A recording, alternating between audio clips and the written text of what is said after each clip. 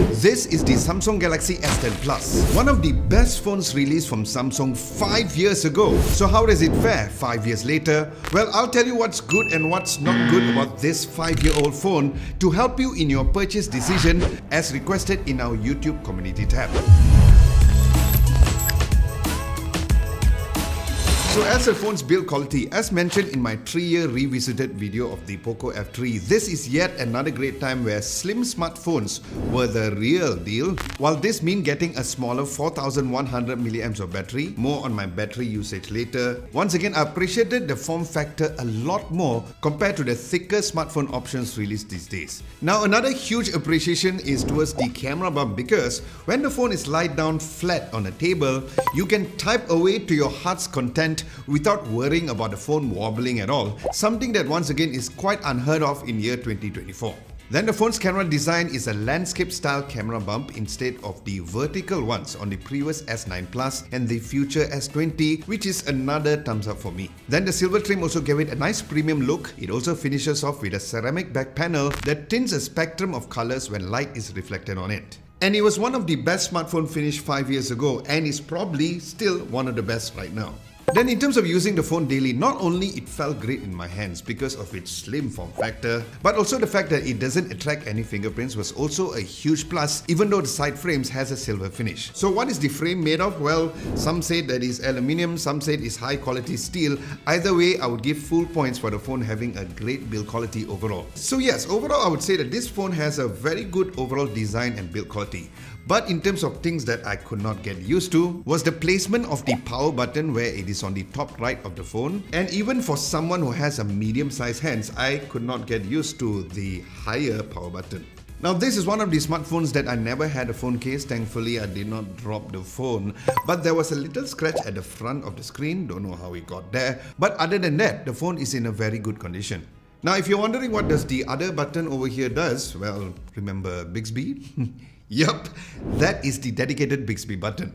But the good news is that you can remap it to open any app or run a quick Bixby command, and you can choose it whether or not to remap it as a single press or a double press. Either way, one has to be a Bixby button, and what's interesting is that the Bixby button has been here since the S8 Plus. So 7 years ago, Samsung already thought about a dedicated button which you can remap, compared to the iPhone, which only introduced the latest action button on the iPhone 15 Pro series. Then finally, let's have a moment of silence to appreciate how this was the last S-series smartphone from Samsung to have a headphones jack.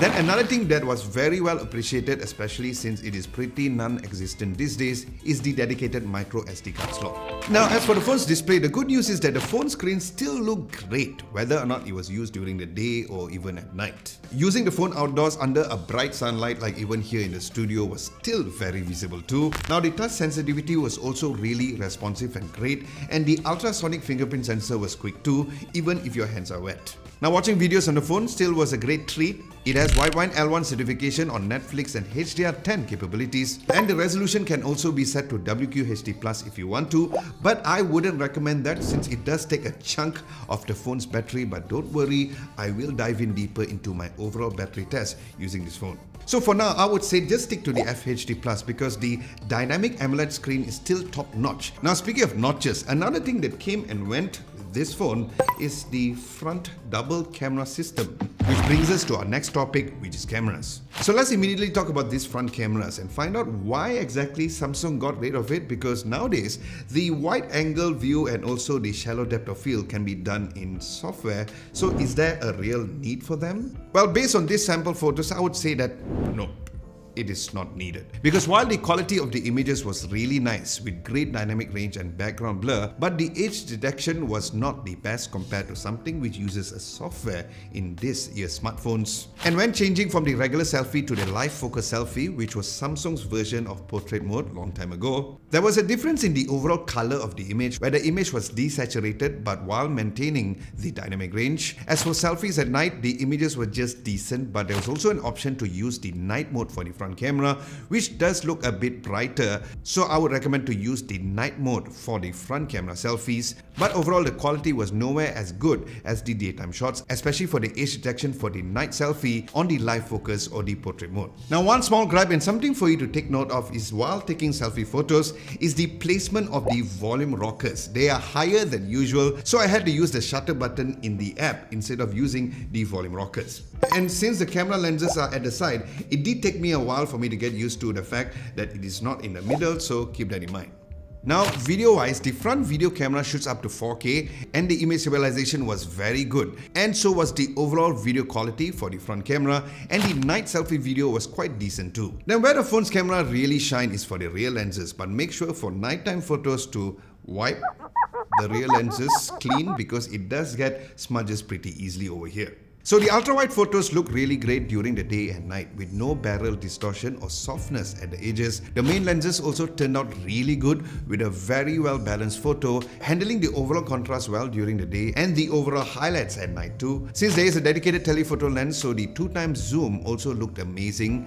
So beyond that, it is all zoomed in digitally, but the 5x zoom was nice in a brighter environment, even at its maximum zoom of 10x as well. And while the portrait mode aka live focus mode pictures turned out really great. But the idea of making sure that you're in the right distance, within the camera app to tell you whether or not it is ready to take a shot, it is quite a pain, which does make me feel like I missed the portrait mode, which is easily available in smartphones these days, especially for the newer Samsung phones. But once you locked in, the results did look very good both for humans and objects as well, especially on the edge detections. And then as for the rear camera's video, similar to the images, the video quality was really great for the ultra-wide and the main lenses, and the image stabilization for the ultra-wide was better than the main and the 2x zoom lenses, but still quite decent for the main lens. But it does perform a bit worse on the stabilization at night, but the video quality was great. Then live focus or the portrait video for the front was really good too, but the stabilization was a bit affected over here for the front camera. And you can't use this mode for objects or a non-person, as the app will tell you that it's trying to detect a face and it won't go into that mode. And I even tested the live focus mode at night when a person is a subject, and it looked amazing too. Then finally, let's hear how the microphone sounds when it comes to a vlogging situation. Okay, so this is a vlogging test for you to hear how the audio recording is. Now, from a video's perspective, I do notice that the skies are pretty overexposed, even though it's not. And even if I try to touch, what happens that if I adjust the exposure, I can see the skies, but I am a little darker. So that is something for you guys to keep in mind. And once I go back to normal, it becomes overexposed because obviously the sensor is not as good as the current sensors that the latest flagships use. So this is an audio test, test 1 2, test 1 2. Test 1 2. So what do you think? Do let me know in the comment section below, and if you guys are enjoying this video, a nice big thumbs up would be very much appreciated. And if you like this kind of a smartphone revisited video, which was a request coming from you guys at our YouTube community tab, well, a subscription to this channel will get you more of that, and thank you very much in advance. So the gaming performance had me having mixed reactions. There was the bad and there was the good. Now, starting with the bad, it took me ages to load Genshin Impact for the first time, but the good news is that once it's loaded, the game ran well at medium settings, 60 FPS with motion blur turned off.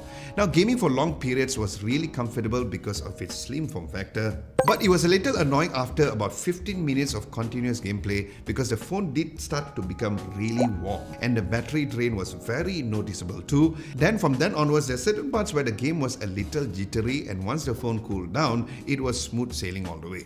So yeah, I would say that if you just want a quick session of Genshin Impact or play less intensive games like Asphalt 9, then the phone is a great tool.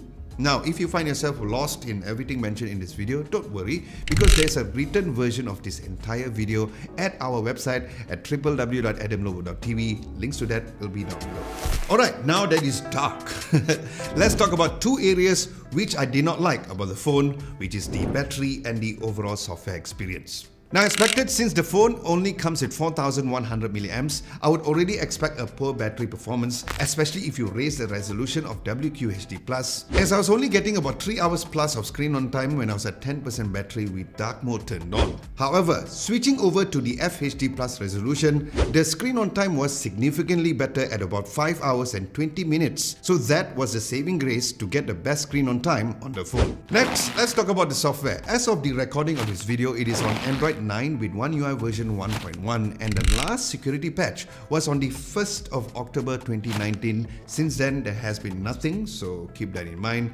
So, being spoiled by the latest One UI, I found things that I did not really like about the phone's overall software experience. Firstly, overall the phone did get warm during continuous use, especially when using it outdoor during the day. Even with simple multitasking, it starts to heat near the camera bump area at the back, especially when taking photos and videos too. Now this is something surely new, because when I used this phone 5 years ago, it did not get warm at all. Then every time you take a photo on the rear cameras, there's about half a second delay before it appears in the gallery in the camera app. Then speaking of the camera app, while there is a dedicated Instagram mode over there, but at this point in time, with all the updates Instagram has been sending out, there's no difference in the photos uploaded, even though it is in this mode, so you can just upload however you like. Next, while Good Lock is available in the Galaxy App Store, there's nothing really mind-blowing to use under the Makeup and the Life Up tabs, but there are still apps that you can still try and use. Then you won't find any screen recorder in the notification menu, so you'll need to download one, or you can get the Nice Shot app from the Samsung Good Lock app. And for most Android phones or even Samsung phones included, if you swipe towards the left, there is the Google Homepage app, but over here it defaults to the Bixby home screen. Now speaking of swiping to the left, as usual, I opted to use the swipe gestures for navigation, but the swipe to the back or the previous screen did not work over here. And based on me using the phone daily, I did have a lot of mistypings on this built-in keyboard compared to the new stock keyboard that comes in the latest Samsung phones, so you'll need to probably download another keyboard app for this. Then finally, dark mode does not work with all apps, because while it is fine on Instagram, but it's not streamlined across apps like Telegram and even on Facebook. So yeah, these things mentioned might not be an issue for simple smartphone users, but knowing the fact that there are better versions of One UI version out right now, that is surely a deciding factor. But who cares what I think? What matters more is what you think. So let me know what you think about the Samsung Galaxy S10 Plus. Would you get it in year 2024?